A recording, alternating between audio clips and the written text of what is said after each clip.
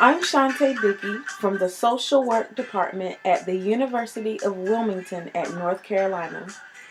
And in this short presentation, I'll be sharing with you some valuable information that hopefully you'll be able to incorporate in your own journey as a social worker. In the words of Virginia Satir, we can learn something new anytime we believe we can. So, it's my hope that after this presentation, you'll have learned something new and useful to use in practice and perhaps even in your own personal life.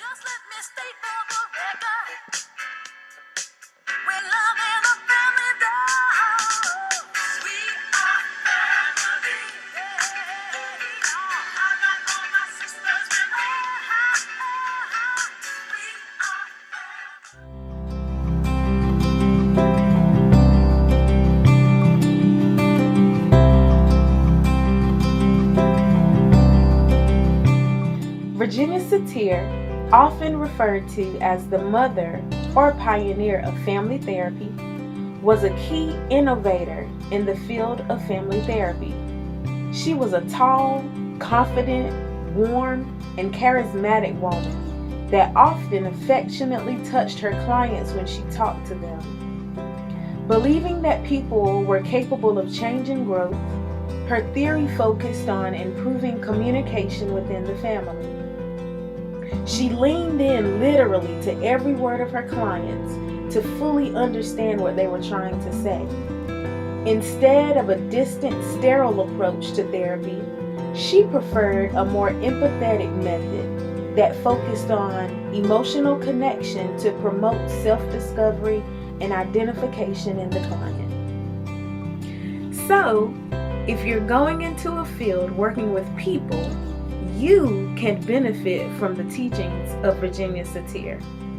Whether working with individuals or groups, conducting assessments or implementing interventions, dealing with substance abuse or mental illness, or simply seeking resources, the evaluation of family in some capacity is usually necessary. Satir believed that the family was a picture of a miniature world, and to understand the social issues that are present in the world, you can study the complexities of family.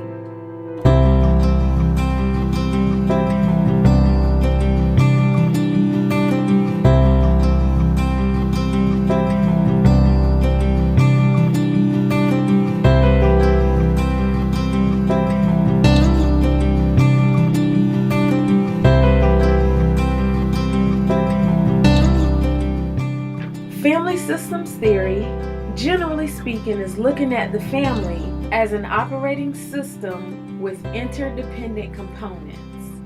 The theory also examines the relationship between members of the family and the effects of society on the family unit, effects such as policy, laws, norms, etc. Satir spent the first 6 years after graduating from college as a teacher before returning to school for a master's of social work.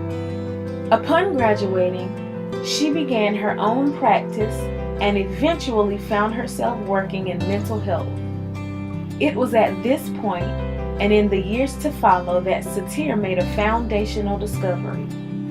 If a therapist can identify the intrapsychic pain of a family, then the intrapsychic pain of the client can be managed. Thus, she spent her time training others to focus on the family as well as the individual.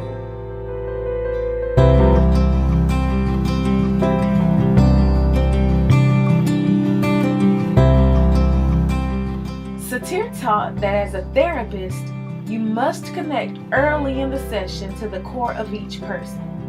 This connection not only invigorates the client, but also creates a sense of well-being and wholeness.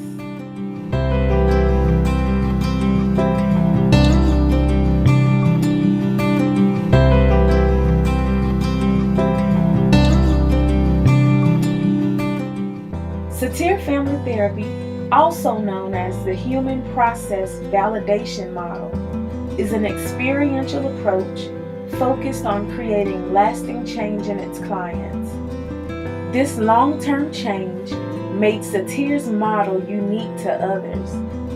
The model is effective in changing the way individuals see themselves, and as a result, a change occurs in the client's perceptions, thoughts, feelings, and communications, which then affects their body, mind, spirit, and interpersonal relations. The approach requires a warm, empathetic presence from the therapist that emphasizes value on the existence of the client. As self-esteem increases, the client becomes more tolerant of their own weaknesses and the weaknesses of others. Her model includes techniques from Gestalt, psychodrama, and client-centered therapy. There are 4 key assumptions in Satir's model. The first being that people innately have what they need for change and growth. In other words, there's a personal responsibility for change. The second is that the potential to grow and change is either nurtured or inhibited by the family system. The third assumption states that therapeutic change depends on the therapist and his relationship with the client. And fourth, focusing on the here and now experience is what facilitates change.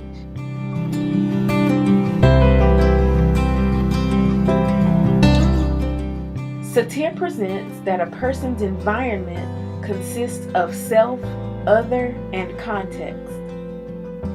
The self pertains to one's own needs. For instance, it's what a person might need physically or emotionally or even spiritually.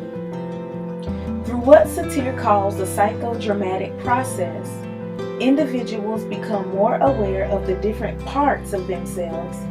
They see them in action and become more accepting of themselves. Other refers to another person or interactions with another, and the personhood of their parents. Context is the here and now. Context may also explore generational and cultural patterns within the family to determine the context for treatment. Satir emphasized the importance of language and the effect it can have on our psyche and self-esteem.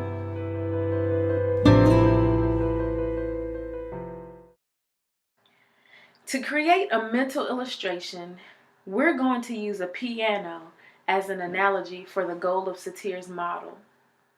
A song cannot be composed using only one key. It takes many. In the same way, an individual cannot effectively function within a system independently. Next, to create chords, multiple notes must be played simultaneously. But if done without knowledge of how to do it properly, any change in any one key can completely throw off the song.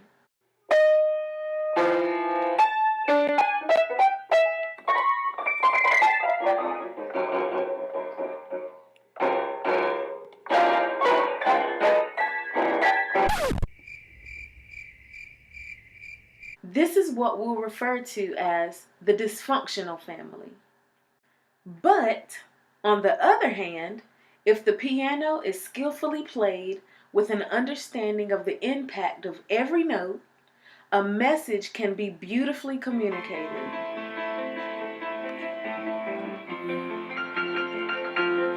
We'll call this the functional or congruent family. Congruence is the key. According to Satir's model, when there is a balance between the self, others, and context, we are congruent. Or, in other words, we can communicate in a way that our verbal and nonverbal language are saying the same thing. This is our goal, congruency. However, if there is an imbalance between the realities of self, others, and context, or if any one is missing, our communication becomes incongruent. As a result, we result to one of the 4 communication stances that Satir describes in her model: blaming, placating, super reasonable, or irrelevant. You may also hear them being referred to as survival stances or coping stances. People learn these during their childhood to use when they feel emotionally threatened, sort of like a defense mechanism. Blaming is pretty self-explanatory.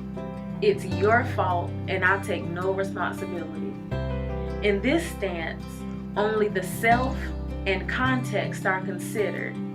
The reality of the other person is missing. Placating is the opposite of blaming. It's all my fault. Only the reality of the other and the context are considered, and we blame ourselves, even if it's not our fault for the problem.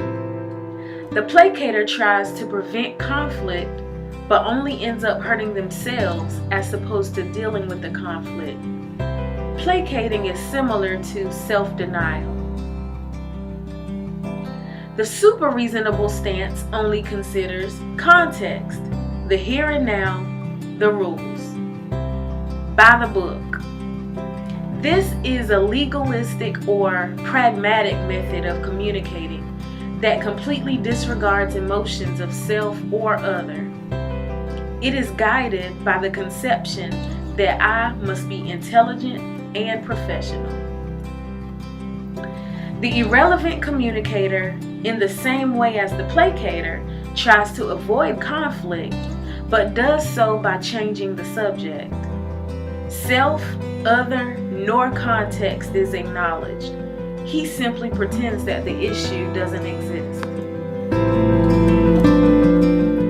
With such emphasis on growth, Satir also created a growth model, which includes raising self-esteem, becoming a decision maker, becoming responsible, and becoming congruent. In the growth model, also known as the change process model, she noted 5 elements that must be present in therapy to produce change.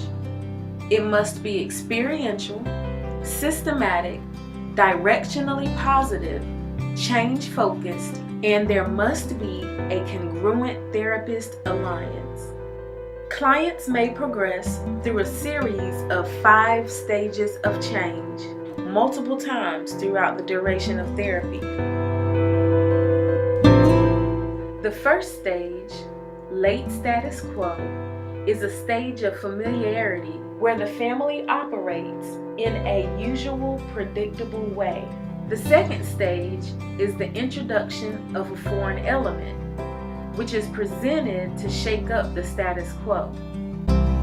Chaos, the third stage, occurs if the foreign element is powerful and persistent enough to create mass discomfort, where there's no longer predictability and unmet expectation within the family. Integration and practice of new policies is the fourth stage.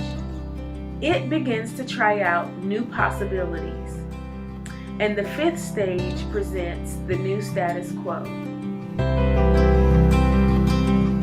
Common issues with individuals or families are parental conflicts, power struggles, lack of validation, and lack of intimacy. It suggests that human behavior is learned from the functioning of a person's family of origin. So, the family of origin cannot be excluded from assessment and treatment of any one member. Satir believed that each symptom had an emotional role of maintaining balance within the family. Behavior, the only visible trait, is said to be the top layer of other non-visible traits such as coping, feelings, perceptions, expectations, and yearnings. According to Satir, dysfunction occurs when individual needs are not met because balance is maintained through inappropriate roles, restrictive rules, and/or unrealistic expectations. This results in low self-esteem and defensive behavior.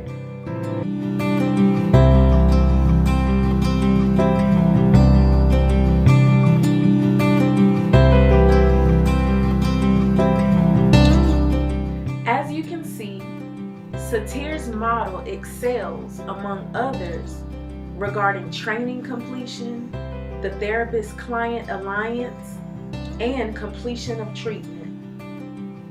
Satir's approach is notable for many reasons. Her model, distinct from others, results in long-term change. Because clients learn skills, they can continue to grow even after therapy has ended. A warm, nurturing environment allows for flexibility with both client and therapist, and provokes hope within the client, which is essential for change to occur.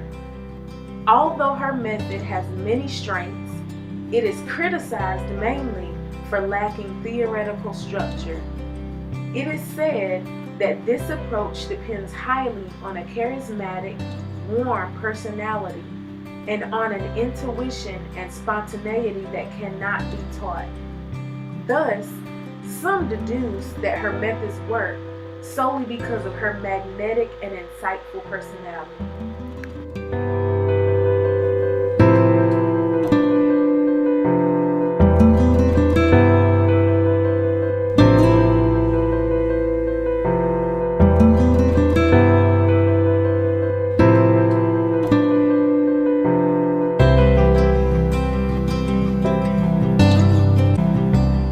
A hard but honest reality is that there will always be problems. Grief, financial issues, stress, substance abuse, behavioral or academic issues in children, mental health, divorce, blended family adjustments, chronic illness, unemployment, the list goes on. These are all issues that don't just affect one, but it affects all involved. Because of the focus on the here and now and personal responsibility versus fault finding, this method is useful working with individuals, groups, families, parents, or couples. While some criticized her lack of structure and out-of-the-box methods, Satir set the stage for a warmer and more connected approach to family therapy. I hope that you have enjoyed this presentation and have acquired some piece of knowledge that you can put into practice in your own work. And if you don't remember anything else, in the words of Satir, to change the world is to change the family. Thanks for tuning in, and good luck in your endeavors.